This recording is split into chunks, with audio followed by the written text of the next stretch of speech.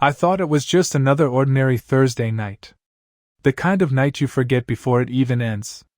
Rain streaked across the windshield as I pulled up to the departure lane at SeaTac Airport. My wife, Kinsley, checked her watch, adjusted her blazer, and grabbed her carry-on like she'd done 100 times before. San Francisco, she said casually. Back tomorrow night. I nodded, leaned over, and kissed her cheek. She smelled like perfume and coffee, professional, composed, confident. She smiled, waved once, and disappeared through the sliding doors without looking back. I never imagined that would be the last normal moment of my life. Behind me, my 8-year-old son, Lucas, sat quietly in his booster seat. Too quiet. Normally he'd be talking about dinosaurs or asking what was for dinner. Instead, his fingers twisted nervously around the straps of his backpack. I shifted the car into drive. That's when he grabbed my arm. Not a tap. A grip. Dad, he whispered, his voice shaking. Please don't go home tonight. I glanced at him in the rearview mirror. His face was pale. His eyes were wide with something I couldn't name yet. What? I asked, forcing a light laugh. Buddy, it's late. You're tired. He shook his head hard. No. I know something about Mom. And if we go home, something bad will happen. I almost brushed it off. Almost. But then he said the words that stopped me cold. Please believe me this time. This time. Those words carried weight. Because he had warned me before. About the unfamiliar car parked across the street at night. About phone calls he overheard when he was supposed to be asleep. About whispers that didn't make sense. Every time, I'd explained it away. Told him he was imagining things. Told myself I was protecting him from fear. Now his hand was shaking on my arm. And I realized something terrifying. This wasn't imagination. This was fear, the kind that comes from knowing something terrible is coming. The highway split ahead of us. One direction led home. 20 minutes north. Our house. Our beds. Our routines. The other direction led anywhere else. I slowed the car. My mind ran the math. If I believed him and he was wrong, we'd waste a night. If I didn't believe him and he was right. I didn't let myself finish that thought. I changed lanes. Okay, I said quietly. I believe you. Lucas exhaled like he'd been holding his breath for hours. You do? I do, I said. And I'm sorry I didn't before. We drove in silence after that. But as the rain fell harder, one thought repeated in my head. If my son was right, we were already running out of time. I didn't know it yet, but by choosing not to go home that night, my 8-year-old son had just saved both our lives, and what we were about to witness would prove it. We didn't go home. Instead, I circled the block and parked across the street, engine off, lights dark. 2 tall trees cast heavy shadows over my truck, hiding us in plain sight. From there, we had a clear view of our house, the blue front door, the porch light, the maple tree swaying gently in the rain. It looked normal. That was the worst part. Lucas curled up in his seat, eyes locked on the house. I checked my phone. 9:40 p.m. The neighborhood was quiet. No movement. No sounds. Just rain and the distant hum of traffic. For a moment, doubt crept in. Maybe I was overreacting. Maybe I'd scared my son for nothing. Maybe this was just another night that would end quietly. I leaned toward him. You sure about this, buddy? He nodded immediately. Please, Dad. Just a little longer. So we waited. 10 minutes passed. Then 20. By 10:45, my rational brain was winning.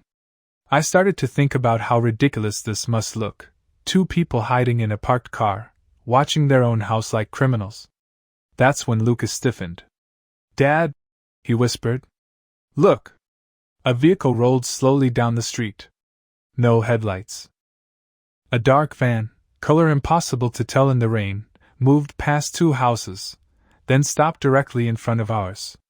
My stomach dropped. 2 men stepped out. Both wore dark clothing. Hoodies pulled tight. Faces partially covered. They didn't hesitate. Didn't look around nervously. They moved with calm precision. Not teenagers. Not burglars. Not amateurs. "Who are they?" I whispered. Lucas swallowed. "The bad people Mom talked to." My pulse slammed in my ears as the men walked up our driveway like they owned the place. I reached for my phone, ready to call the police. I expected them to force the door. Instead, one of them pulled something from his pocket. A key. He slid it into the lock. The deadbolt turned smoothly. They walked into my house. I couldn't breathe. "How do they have a key?" I whispered. Lucas's voice barely came out. "Mom gave it to them. I heard her say she'd leave it for them." My brain raced. There were only 3 keys. Mine. Hers. And the spare locked in her office. The office she never let anyone enter. Flashlights flicked on inside the house. Beams swept room to room, deliberate and systematic. Then I smelled it. Sharp. Chemical. Wrong. Accelerant.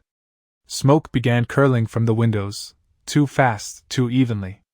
Flames followed seconds later, blooming bright orange behind the glass. Multiple ignition points. No accident. No mistake. This was planned.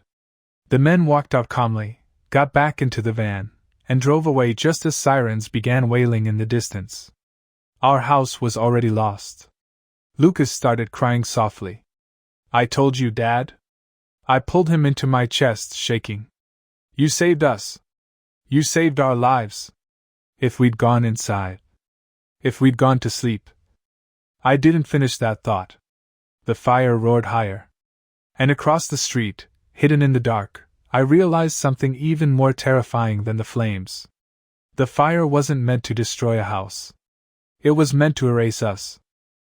As firefighters arrived and my house burned to the ground, I watched my wife pull up, ready to play the grieving widow, not knowing we were still alive. Fire engines flooded the street, red and blue lights flashing against the rain-soaked pavement. Firefighters jumped out, shouting commands, dragging hoses toward the flames that were already swallowing my house whole. I didn't move. I stayed hidden a block away, watching everything unfold from the shadows. My hands shook as I made a quick call to emergency services, reporting the fire anonymously. I hung up before questions could be asked. I wasn't ready to explain why the homeowner wasn't inside his own burning house. Lucas clung to my jacket, his face buried against my chest. His small body trembled with every crack of breaking glass. "You're okay," I whispered. "I've got you." But my eyes stayed fixed on the street. At 11:30 p.m., a car pulled up behind the police line. An Uber. The passenger door opened. Kinsley stepped out. My wife looked exactly the way a grieving spouse should. Hair slightly messy. Eyes wide. Hands flying to her mouth as she stared at the burning wreckage. "Oh my God!" she screamed. "My family!" She rushed forward, heels slipping on wet pavement. A police officer stopped her before she could get close. She collapsed into him, sobbing loudly, shaking, clinging to his uniform. It was a flawless performance. I felt sick. The fire chief approached her, speaking calmly. "Ma'am, we haven't found any remains yet. The fire was extremely intense." For half a second, just half, I saw it. Not grief. Fear. Her eyes flicked toward the house, then around the street, searching the shadows. "They have to be in there," she cried suddenly. "My husband texted me goodnight at 9. They were sleeping." Another lie. Carefully placed. The chief nodded. "We'll investigate fully. Early signs suggest a gas-related issue." Her voice rose instantly. "The gas system? But my husband designed it. He's an engineer." I almost laughed. She was building her story already. Blame me. Blame my work. Blame an accident. While she sobbed for the crowd, I pulled out Lucas's smartwatch and typed a message with shaking fingers. "Hey babe." Lucas and I grabbed a late dinner. Heading home soon. I send it. Across the street, Kinsley's phone buzzed. She glanced down. Her face strained of color. The crying stopped instantly. She lifted her head and scanned the crowd, the street, the parked cars, searching. Hunting. She knew. She knew we were alive. That perfect grieving mask shattered, replaced by raw panic. Her hands trembled. She stepped back from the officer, breathing fast, eyes darting. I started the engine silently. We pulled away without headlights, disappearing into the dark before she could spot us. "Dad," Lucas whispered. "Why don't we tell the police everything?" I chose my words carefully. "Because right now, it's our word against hers. And she planned this carefully. We need proof." He nodded slowly. "Like on TV. Exactly like on TV." We drove to a cheap motel near the airport. Paid cash. Fake name. 1 room. 1 bed. Lucas fell asleep almost instantly, exhaustion taking over. I sat on the bathroom floor, staring at a business card I'd carried for years and never used. An attorney my father had trusted. A woman he told me to call if I ever needed help my wife couldn't know about. At 1 a.m., I dialed the number. She answered on the 3rd ring. "This is Emberlyn Turner." "My name is Liam," I said. "My house was just burned down, and my wife tried to kill us." There was a pause, just 1 second. Then she said, "I was wondering when you'd call." What that attorney told me next changed everything, because she knew exactly where the first piece of evidence was hiding. I left Lucas asleep in the motel room just before 2 a.m. He didn't stir as I tucked the blanket around him. His face looked peaceful now, like nothing in the world could hurt him. I stood there longer than I should have, memorizing that moment, because I didn't know what the next few hours would bring. Then I walked out. The airport parking garage was nearly empty at that hour. Concrete echoed under my footsteps as I reached Level 3, Section B, exactly where Emberlyn had said it would be. There it was. My wife's silver SUV. The same car she claimed she'd left at home. The same car she said she'd driven to prep meetings the day before. I sat in my truck for a full second, breathing. If there was nothing inside, everything fell apart. If there was something, my life would never be the same. I used the spare key she never knew I kept and slipped inside. The smell hit me immediately. Not perfume. Not leather. Chemicals. The same sharp scent from the fire. My hands moved automatically, searching like an engineer running a checklist. Glove compartment. Center console. Under the seats. That's when my fingers brushed plastic beneath the passenger seat. A phone. Small. Cheap. No case. A burner. I turned it on. 15% battery. 1 saved contact. See. The messages loaded. And my world collapsed. They talked about insurance money. They talked about professionals. They talked about how the fire would look like a gas system failure, my design. Then I read the message that made me physically gag. "What about the kid?" "Collateral damage." Collateral damage. That's what she called our son. I dropped the phone and stumbled out of the car, dry heaving onto the concrete floor. My hands shook so badly I had to sit down. But it didn't stop there. In the glove box, bank receipts. A massive cash withdrawal. Her signature. In the console, insurance documents. Policies I didn't know existed. Beneficiary, her. In the trunk, my blueprints. My own designs marked in red ink. Her handwriting. Sabotage here. Make it look accidental. Blame design flaw. She had studied my work. Learned it. Weaponized it. I photographed everything. Every message. Every document. Sent copies to a secure account Emberlyn gave me. Then I gathered the physical evidence. When I finally sat back in my truck, the sky was starting to lighten. Dawn. I cried for exactly 1 second. Then I stopped. I had proof, but proof wasn't enough. Emberlyn was right. We needed her voice. We needed her to confess. By the time I drove back to the motel, I had one clear thought repeating in my mind. She believed we were dead. And that belief was about to destroy her. By sunrise, the police were involved, and the plan we created would force my wife to face me, alive. By the time the sun was fully up, I was sitting in Emberlyn Turner's office downtown. The place felt old and solid, brick walls, heavy desks, shelves packed with files. The kind of office that didn't care about trends or appearances. Only results. Emberlyn studied the evidence in silence. The burner phone photos. The messages. The blueprints marked in red. When she reached the text about collateral damage, her jaw tightened. "This is strong," she said. "But strong doesn't always mean unstoppable." My chest sank. "So it's not enough?" "It's enough to scare her," she said calmly. "But not enough to guarantee prison. A defense attorney will claim the phone was planted. The documents forged.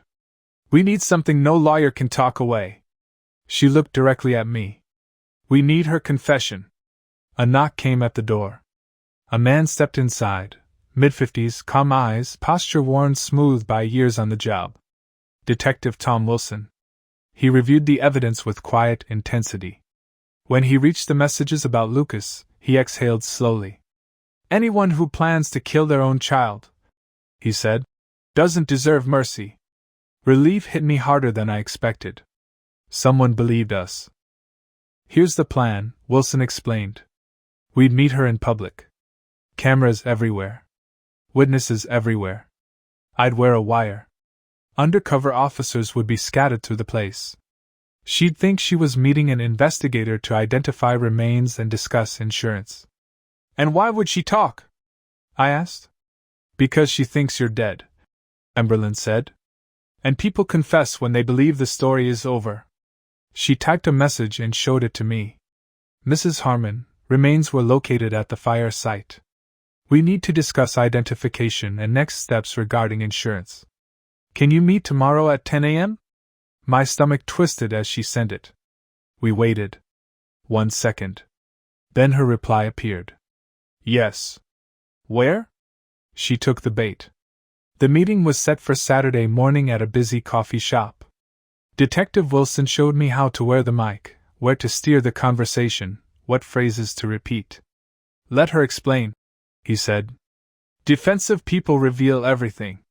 That night, Lucas sat on the motel bed watching me practice. "Will she hurt you?" he asked quietly. "No," I said. "She can't. Not this time."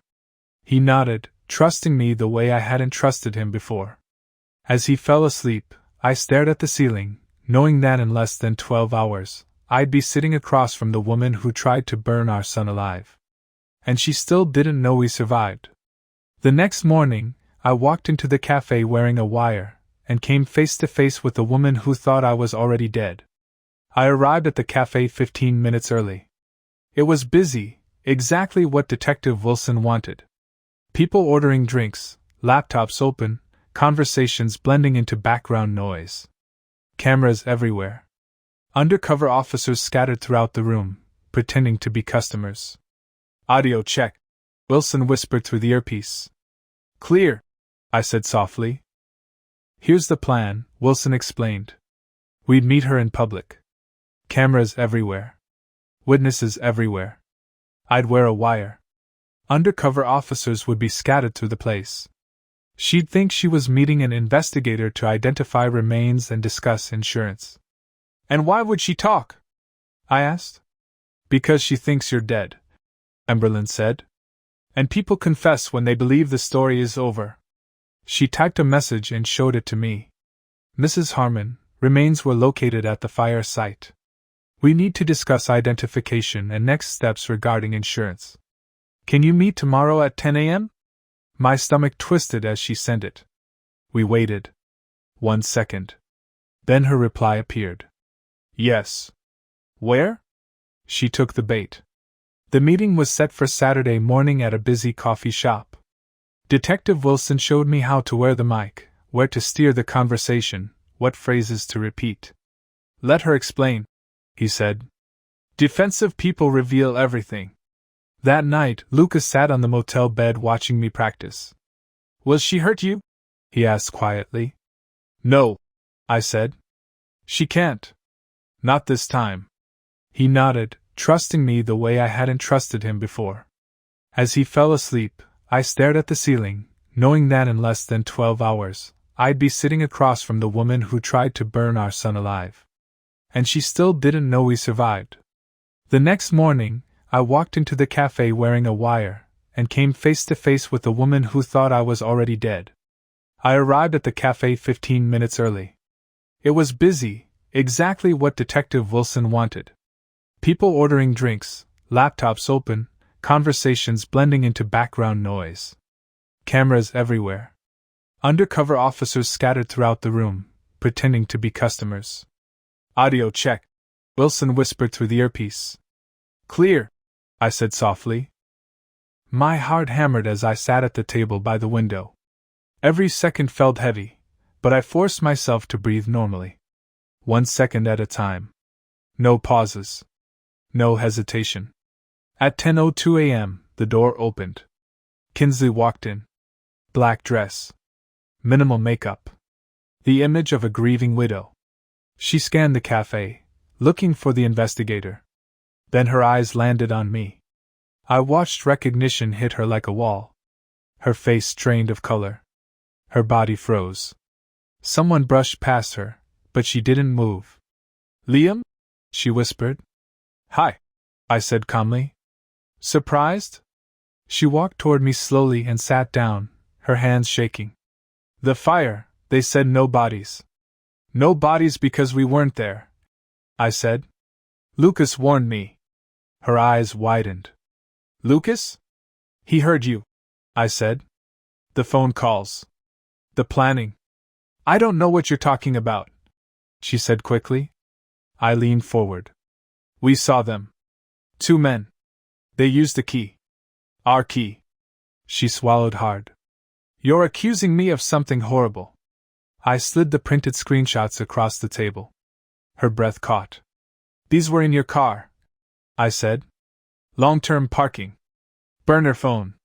My blueprints. Your notes. Her voice dropped. You went through my car? I went through the truth. Silence stretched, just 1 second. Then she laughed. Not nervous. Not scared. Cold.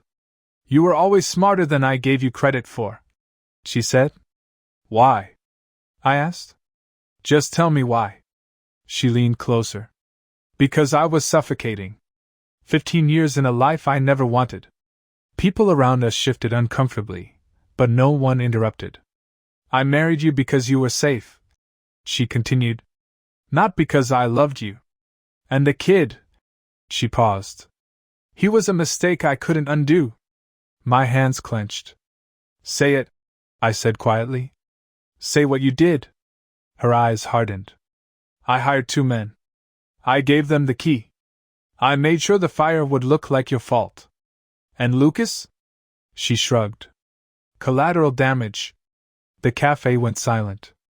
I opened my jacket slightly, revealing the wire. Did you get that? I said. Every word, Detective Wilson replied. Officers stood up all around us. Kinsley finally understood. As officers closed in, my wife tried to run, but what happened next sealed her fate forever. The moment Kinsley realized what was happening, she bolted. Her chair scraped loudly as she turned toward the cafe door, panic finally breaking through her calm mask. But she didn't make it 3 steps. A man near the counter stood up, badge flashing. Another officer blocked the exit. Detective Wilson moved in from behind, handcuffs already out. Kinsley Harmon, he said clearly. You're under arrest for attempted murder, conspiracy to commit murder, arson, and insurance fraud. She screamed. Not in fear. In rage. You set me up, she yelled, twisting against the officers. You ruined everything. As they cuffed her, she looked at me with wild eyes. We could have been happy. Me and Chad. Free. Rich. You should have stayed dead. Wilson didn't flinch. Chad's already in custody. He gave us everything. Her body went still. What? She whispered. He cooperated, I said. Named the arsonists. Explained the plan. Told us who paid him. Her legs gave out, and the officers had to hold her upright. As they dragged her toward the door, she turned back one last time. I expected hatred. I expected regret. Instead, I saw relief. Relief that she didn't have to pretend anymore. The trial lasted weeks. The jury heard the recordings, her voice, clear and calm, describing how she planned the fire. They saw the burner phone messages. The blueprints marked in her handwriting. The cash withdrawals. The arsonist testified. Chad testified. I testified. I told them how my 8-year-old son begged me not to go home. How we hid across the street. How we watched 2 men use a key my wife provided to burn our house down. The jury deliberated 6 hours. Guilty. On every charge. She was sentenced to decades in prison. I felt nothing. No victory. No relief. Only exhaustion. Outside the courthouse, Lucas held my hand. He was a little taller now. Quieter. Is Mom coming back? He asked. No, I said. Not for a very long time. He nodded once. Good. That single word broke me. 3 years later, as my son grew up safe beside me, I finally understood what that night truly took from us, and what it gave us in return. 3 years passed. Not quickly. Not easily. But they passed. Lucas is 11 now. Taller. Stronger. Still careful. He checks locks before bed, not out of fear anymore, out of habit. The nightmares come less often. When they do, he wakes up, sits beside me, and we breathe together for 1 second at a time. We moved. Not back to the old street. Too many ghosts. A smaller house. 1 floor. All electric. Lucas helped choose it. That mattered more than he knows. I left my old job. I couldn't look at blueprints the same way after seeing how my own work was almost used to kill my child. Now I teach engineering safety, how systems fail, and how people fail them on purpose. My students think I'm intense. They don't know why. The insurance money went into a trust for Lucas. Some of it went to a trauma center for children who wake up smelling smoke that isn't there. Healing isn't clean. It's slow. Uneven. Quiet. Sometimes Lucas asks questions I can't fully answer. Did Mom ever love me? I tell him the truth he needs, not the truth that would destroy him. Something broke inside her, I say. And it wasn't your fault. Not even a little. He nods, but I know the scar will always be there. One evening, sitting on the porch, he looks at me and says, Dad, thanks for believing me that night. My throat tightens. Always, I tell him.